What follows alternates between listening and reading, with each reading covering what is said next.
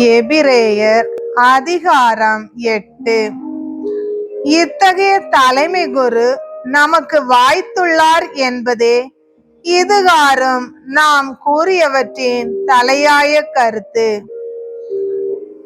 இவர் விண்ணகத்தில் பெருமை மிகு கடவுளுடைய அரியணையின் வலப்பக்கத்தில் வீற்றிருக்கிறார்.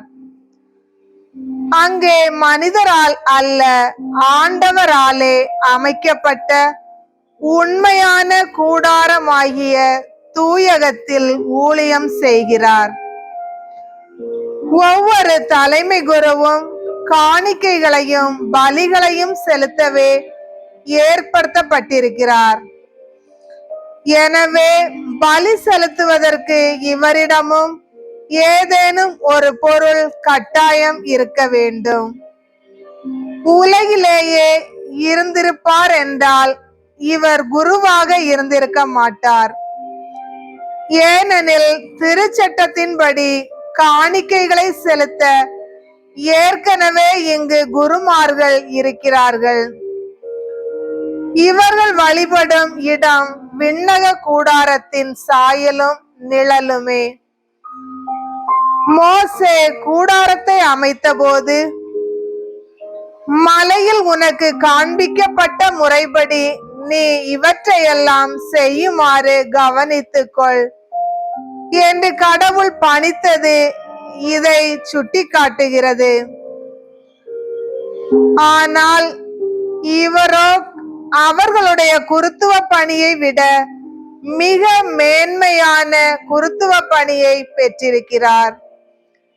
ஏனெனில் சீரிய வாக்குறுதிகளின் அடிப்படையில் செயல்பட்டு இவரை இணைப்பாளராக கொண்டிருக்கும் உடன்படிக்கை முந்திய உடன்படிக்கையை விட சிறப்பு மிக்கது.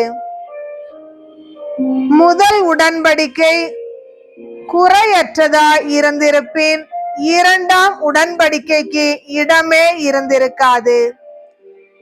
ஆனால் கடவுள் அவர்களது குற்றத்தை எடுத்து கூறி சொன்னது இதுவே: இதோ நாள்கள் வருகின்றன, அப்போது இஸ்ரேல் வீட்டாரோடும் யூதாவின் வீட்டாரோடும் புதிய உடன்படிக்கை ஒன்றை செய்து கொள்வேன் என்கிறார் ஆண்டவர்.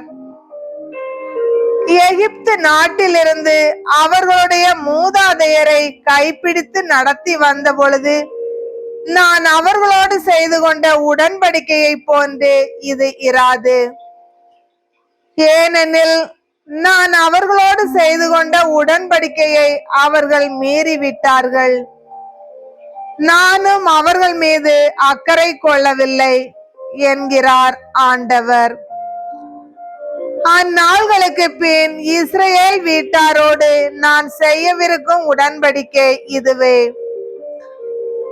என் சட்டத்தை உள்ளத்தில் பதிப்பேன், அதை அவர்களது இதயத்தில் எழுதி வைப்பேன். நான் அவர்களின் கடவுளாய் இருப்பேன், அவர்கள் என் மக்களாய் இருப்பார்கள் என்கிறார் ஆண்டவர்.